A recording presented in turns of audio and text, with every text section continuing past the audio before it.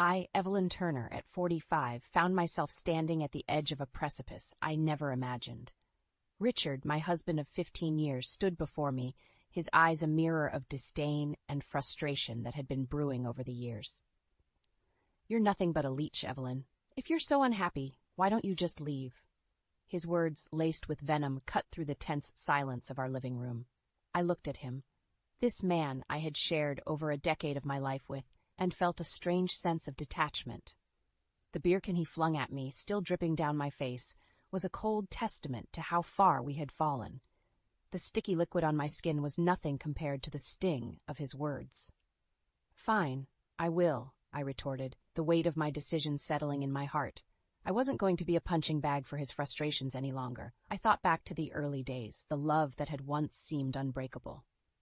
We were both career-driven when we first met. I was a promising marketing professional, and he worked at the local government office. Marriage came with dreams of a happy family, a dream that slowly turned into a haunting mirage. The pressure to have a child became a silent wedge between us. I still remember the day I decided to leave my job 5 years into our marriage. The unspoken expectations from Richard's family, the pitying looks, the whispered questions. They were all too much. I thought stepping back from my career to focus on fertility treatments would ease the tension. How wrong I was. As years rolled by without the pitter-patter of little feet we so desperately longed for, Richard's patience wore thin. His once supportive demeanor turned to bitterness. Each failed attempt a blow to his ego, his manhood. "Your body's just not up to it, huh?" His words from a particularly harsh argument echoed in my mind. I had borne them all, the treatments, the side effects, the crushing disappointments, and yet here I was being called a parasite. With a deep breath, I stepped over the threshold of our home, the door closing with a finality that echoed my resolve. The night air felt different now, almost liberating. The suburban street, usually quiet and unassuming, felt like the runway of a new beginning. I didn't know where this path would lead me, but one thing was clear. I was no longer the woman who would shrink under the weight of Richard's disdain. The journey ahead was uncertain, but for the first time in a long while, it was mine to make. The train to my parents' house offered a fleeting escape, each passing landscape blurring into a montage of my thoughts. My parents, Robert and Diane, were a beacon of comfort in the tempest of my life.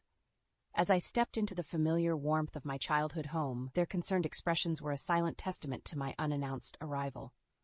"Mom, Dad, My voice faltered, the weight of my confession anchoring me to the spot. "What happened, Evelyn? You look like you've been through a storm." My mother's voice was laced with worry as she reached out, her touch a reminder of simpler times. I let out a deep sigh, the dam of my emotions breaking. "Richard and we had a fight. I couldn't stay there anymore," I confessed, the words tasting bitter. The look of shock on my parents' faces quickly turned to anger. "That man has always been a thorn," my father muttered, his disappointment in Richard never a secret. I recounted the events of the night, the years of accumulated pain spilling over. My parents listened, their expressions a mix of anger and heartbreak. They had never truly approved of Richard, but their love for me had silenced their objections. "He called me a parasite, Mom." I choked on the words, the hurt resurfacing. "A parasite? After everything you've sacrificed?" My mother's voice rose in disbelief. "You gave up your career, endured those treatments?" Her words were a painful reminder of the life I had left behind. I had been a rising star in the marketing world, full of ambition and ideas, but the desire to start a family, fueled by societal expectations and familial pressures, had led me down a different path. Richard's support had been my solace during those trying times. But as each treatment failed, his patience waned, replaced by a bitterness that poisoned our marriage. The man who once held my hand through every doctor's visit had transformed into a stranger. His frustrations often unloaded onto me. My father's voice pulled me back from my reverie. "You don't deserve this, Evelyn. You've been more than patient with that man." Their words, though comforting, were a stark reminder of the reality I now faced. I was no longer part of a we. It was just me, standing at the crossroads of my life. As I lay in my old bedroom that night, the moonlight streaming through the window, I made a silent vow. Richard would see the woman he had underestimated. This was not just about leaving a failed marriage. It was about reclaiming the parts of me that I had lost along the way. The dawn of the next day was more than just a new morning. It marked the beginning of my journey towards self-reclamation and retribution. The days following my return to my parents' home were a blend of healing and introspection.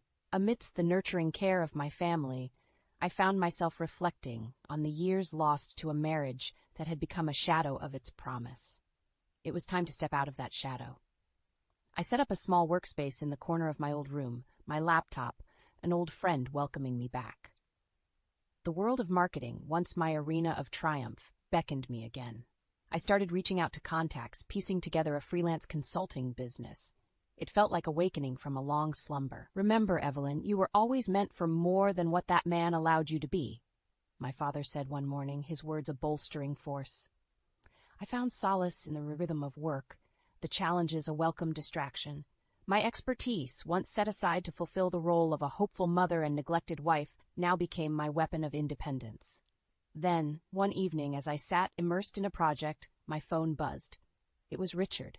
My heart skipped a beat, a mix of apprehension and anger bubbling within. "Evelyn, we need to talk. You can't just leave things like this." His voice was a mix of frustration and feigned concern. "Talk? Now you want to talk, Richard?"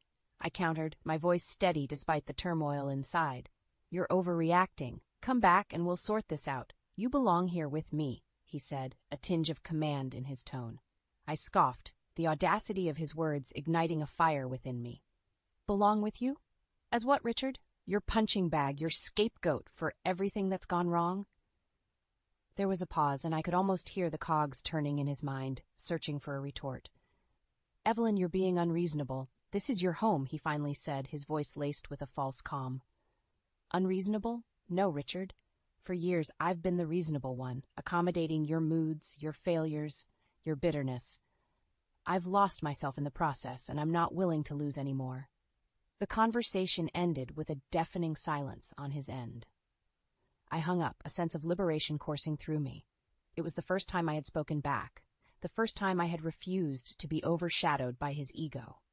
As days turned into weeks, my consulting business began to flourish. The satisfaction of rebuilding my career was accompanied by a newfound confidence. I was no longer the woman Richard thought he could control. I was Evelyn Turner, a professional, a survivor, and now a fighter. This new path was not just about financial independence. It was about reclaiming my identity, my dignity. Richard's attempts to belittle my efforts only fueled my determination. The stage was set for a confrontation, and this time I was ready. The newfound strength I had discovered in myself was put to the test sooner than I expected. Richard, ever the manipulator, had grown increasingly desperate in his attempts to regain control. But I was no longer the woman who cowered under his shadow. One fateful evening, as I was finalizing a project, a knock at the door shattered the tranquility of my parents' home. There stood Richard, his face a mask of false contrition. "Evelyn, we need to talk. I've made some mistakes, but we can work through this," he pleaded, stepping into the house uninvited. My father, standing behind me, bristled with anger. "You have some nerve showing up here after what you've done," he growled. Ignoring my father, Richard's gaze fixed on me. "Evelyn, don't let your family cloud your judgment. We're married. That means something." I felt a surge of defiance. "Married? That bond shattered the moment you threw that beer can at me, Richard. What do you want?" He hesitated, and then, as if throwing caution to the wind, revealed the true reason for his visit. "I'm in trouble, Evelyn. The gambling. It's gotten out of hand. I owe a lot of money." The revelation hit me like a wave. His gambling was not just a vice. It was an addiction that had now spiraled into a crisis. "And you think I should bail you out?" I asked, incredulity lacing my words. Richard's face contorted into a sneer. "Who else do I have, Evelyn? You owe me. I supported you through all those treatments, remember?" The audacity of his words was like a slap in the face. "You think I owe you? For what? For years of neglect? For emotional abuse? For calling me a parasite?" The room was thick with tension, my parents standing in silent support behind me. Richard, realizing his usual tactics were failing, shifted his approach. "Evelyn, think about it. If I go down, you go down with me. Your precious new life will be ruined," he threatened, a desperate edge to his voice. But I was done being intimidated. No, Richard, you made your bed and now you have to lie in it. I am not responsible for your debts, your failures, or your life. Defeated and enraged, Richard stormed out, slamming the door behind him. The finality of that moment was not lost on me. I had stood up to him, unyielding and resolute. The next morning, I met with a lawyer to discuss the divorce proceedings. Richard's gambling debts were his alone, and I was determined to ensure they stayed that way. As I walked out of the lawyer's office, a sense of empowerment enveloped me. I had faced my fears, confronted my tormentor, and emerged stronger. The path ahead was not going to be easy, but I was ready for whatever challenges it brought.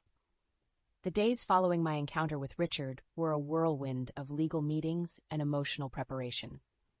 My lawyer, a competent and empathetic woman, guided me through the divorce proceedings with a reassuring professionalism. Yet, amidst the legalities, there was a storm of emotions brewing within me, a mix of liberation and lingering hurt. Meanwhile, Richard's situation worsened. His gambling debts had caught up with him, and his desperate attempts to find financial relief only plunged him deeper into the mire. I heard through the grapevine that his job was on the line and his reputation was in tatters. This was the karma he had earned, yet I found no joy in his downfall.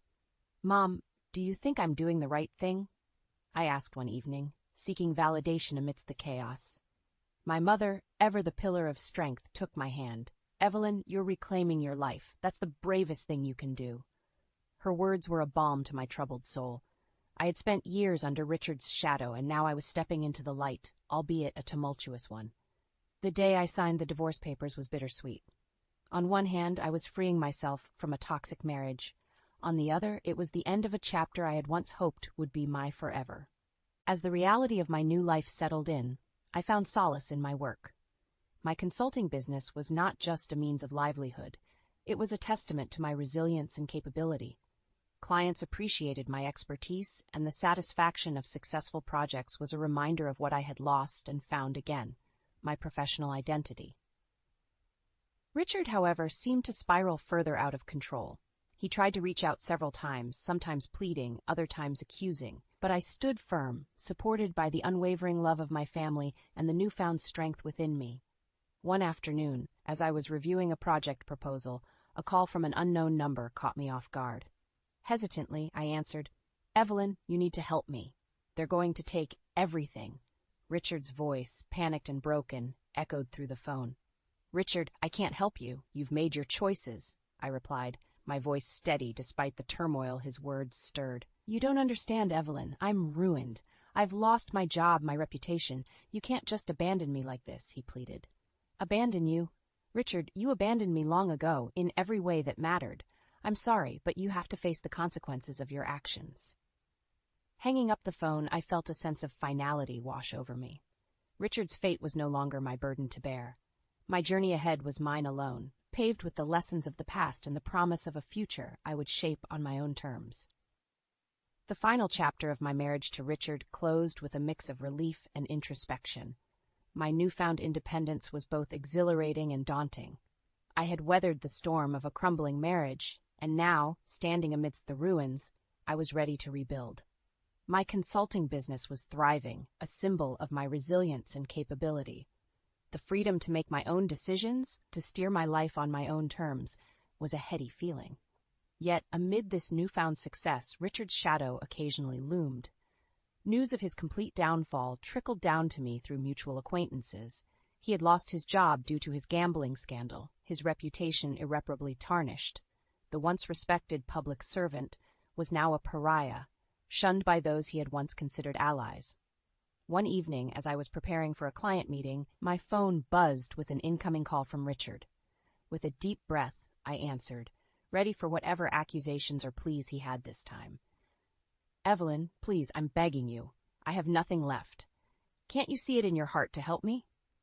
Richard's voice was a mix of desperation and self-pity.